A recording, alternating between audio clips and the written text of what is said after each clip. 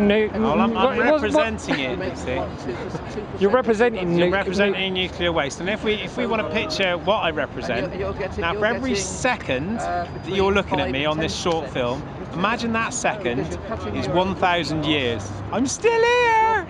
Still here. I'm still here.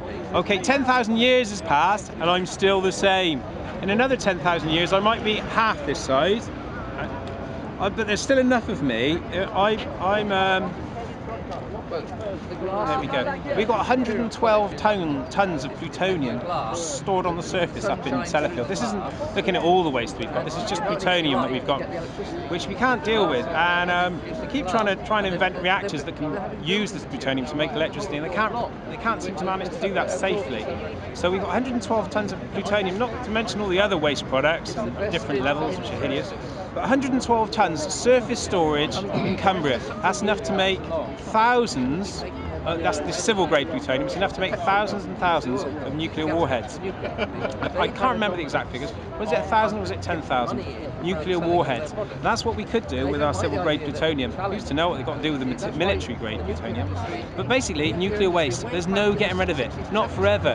As far as we can see, mankind, how far back does knowable history go? 4,000, 6,000, maybe 14,000 years. We've got evidence of humanity, right back to the earliest findings of clay pottery.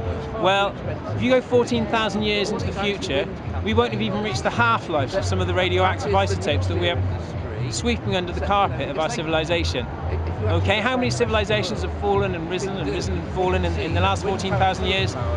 Who knows what the future holds for our planet, but whatever it holds, there will be radioactive matter all produced in the last 60 years, and someone's going to have to deal with it, or something. Maybe it'll be some whole, who knows what it is.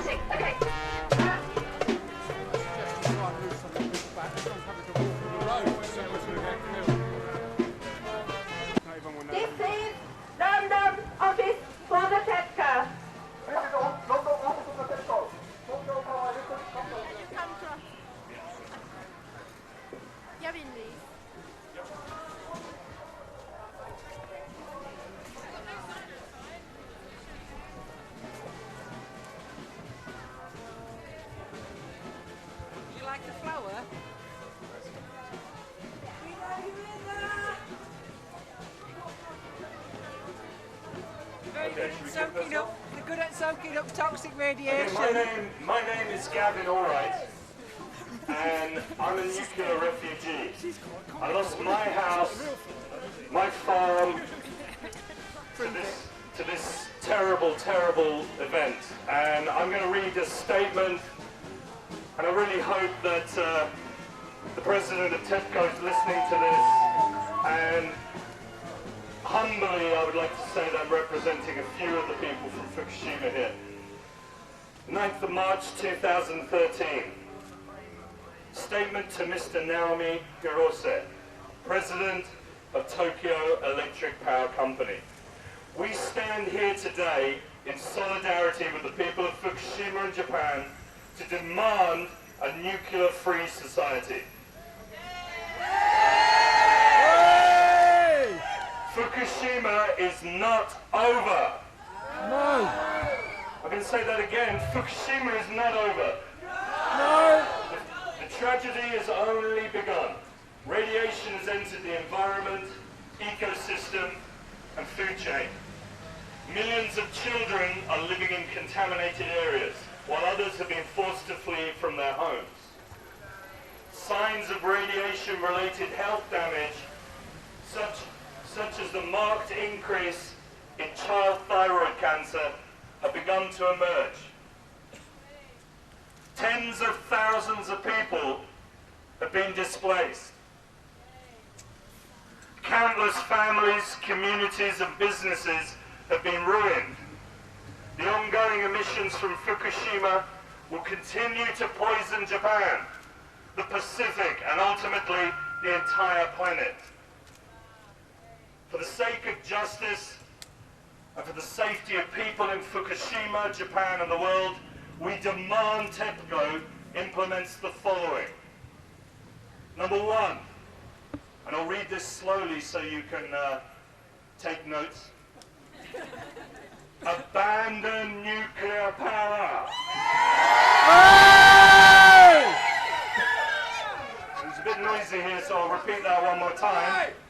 Pretty important. Number one, abandon nuclear power. It is reckless and despicable that TEPCO is planning to restart its reactors after Fukushima. The disaster has shown us that we cannot control nuclear reactions. Nuclear power, even without accidents, results in permanent and deadly contamination. TEPCO will soon be forced to release the radioactive cooling water into the Pacific again. Fukushima is also depleting the nuclear power force as many of the workers reach their lifetime radiation dose limit. Like me. How dare TEPCO even think about running reactors again? Yeah, how dare they? Number two, stop the cover-up. Yeah. Tell the people of Japan and the world about the state of Fukushima Daiichi so that appropriate actions can be taken to protect both them and the workers at the plant. Cooperate fully with all external investigations. Stop manipulating the media and other relevant authorities. Although technically controlled by the government and funded by taxpayers, TEPCO still behaves as if it were above the law. You're not. TEPCO decides that what data it discloses to the state investigators and the media. They still maintain that Fukushima has been stabilized and that nuclear power is safe, green and cheap. Sorry, I shouldn't laugh.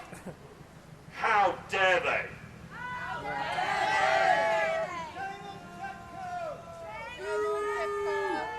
Nuclear power isn't safe. Number three, take responsibility for Fukushima.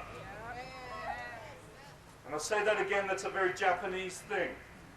Take responsibility for Fukushima. Here comes the main man, look, Gavin. Take responsibility for your waste. Take responsibility. TEPCO should be held to account for its negligence that has led to the Fukushima disaster. TEPCO executives have now moved to high positions in other nuclear businesses following the initial crisis at Fukushima. They ignored risks and dangers for many years. TEPCO remains an empire with a near monopoly of the market.